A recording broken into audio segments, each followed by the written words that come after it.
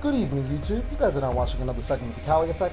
Today, we're going to be doing a very interesting deck. I never knew that this deck could still exist outside of its older format. We're going to be doing Diamond Dew Turbo. Now, for those of you who do not know what Diamond Dew Turbo is, it is a deck essentially based on summoning Diamond Dew and then milling spell cards such as Destiny Draw, Trade-In, Magical Stones, Excavations, and a Feather of the Phoenixes, stuff like that to gain advantage over time. Typically, you'll have so much advantage and so many cards to work with, you'll have an OTK on board.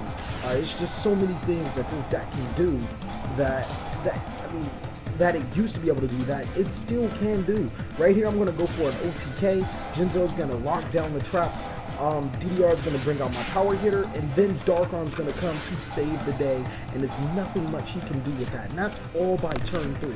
This deck is nowhere near a tier 1 deck. No, it is a very fun deck to play though. I put it in the means between tier 2.5 and tier 3-ish, something like that. But as you guys can see, Diamond Dew Turbo is a deck that still does exist in this day and age, even after about 6 years of its making. The deck is just still extremely fun to play. Like I said, it is not competitive at all. Just nice to play an old deck that people are just looking at like, what? And more often than not, a lot of people have not seen this deck ever being played. So when you activate cards like Reasoning, they're like, what do I call? Not a lot of people know to pick 6 or 8. They tend to pick 4, 3, or some random number. This guy just tries to go for the OTK. Like he's trying to go in. And I'm not gonna let it happen, obviously, because Threatening Roar is our only trap play. I think we play around 14 monsters, 3 traps, and the rest are spell cards. Out of those spell cards, can't think. Out of those spell cards, I think 2 of them are not regular spell cards that can't be milled with Diamond Dew. The 2 being Different Dimension Reincarnation. This deck does not play Mystical Space Typhoon. You just don't need it. Jinzo is often being summoned to negate the opponent's traps, and it can't be milled with Diamond Dew. If you guys feel like you need spell and trap negation or whatever, go with Night Beam. Just because it can be milled with Diamond Dew, you won't have anything. Milling with Diamond Dew is crucial. The next thing I wanted to say is that I do run Destiny Hero Malicious. I do not run a single tuner in this deck. Malicious has an aqua role inside of this deck, being tribute fodder, being XC material, because this deck does run Jinzo as another level 6, and being a Destiny Hero target and a lore target. It's just like right here is the time I'm going to go for 6 when he quits out. It just has a lot of aqua rolls into this deck. Actually, I think I'm supposed to do 4, 5, and 6, and then here's another one. If you were to run a tutor, I would suggest Plague Spreader Zombie. Probably just because Plague Spreader Zombie allows you to put that spell card to the top of your deck, has good synergy with Diamond Dew, just really helps you play the deck really well. This deck is based on cards like Dark Lord, Zerato, and Dark Creator, so don't really expect a lot of consistency from this deck. These are 3 games that I've gotten some really good consistent games against some pretty decent decks.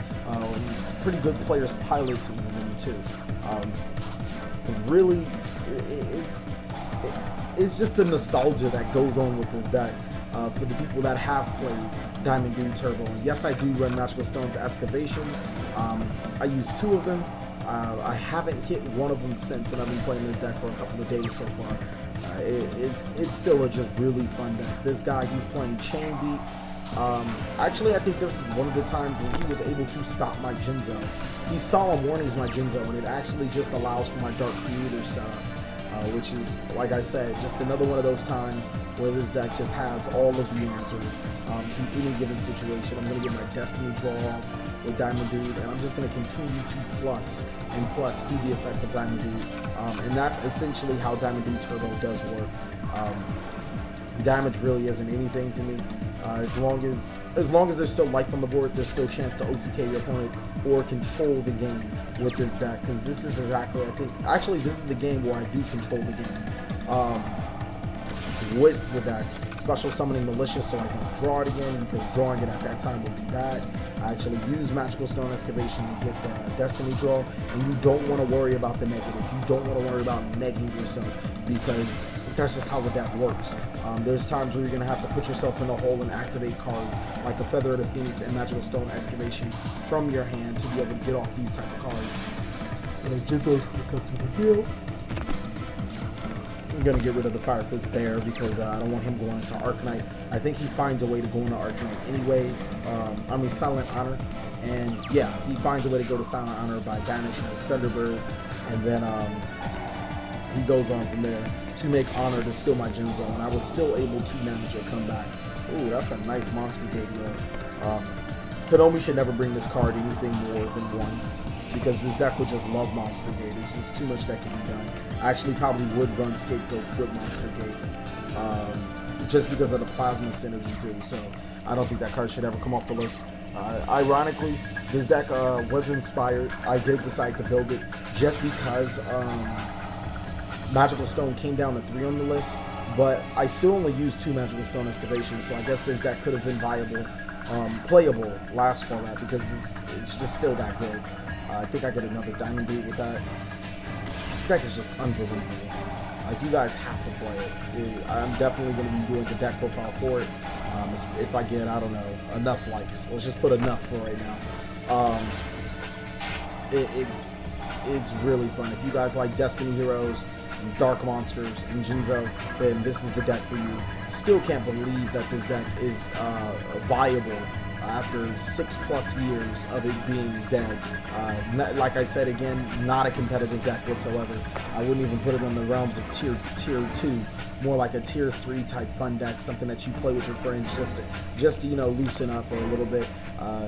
It's very cheap. I think high rarity everything is probably like 50-60 bucks, unless you're getting Magical Stones, because for some reason everybody likes to jack up the price of Magical Stone, even though everybody knows it's not going to do anything in this format. They're around 20 bucks each right now, and you need 2. I'd rather go with the $1 rares, but just about it. Everything else is really, really cheap. But thank you guys for watching another segment of TheCaliEffect. Please like, comment, subscribe. Enough likes, and I will be doing the deck profile. But most of all, enjoy.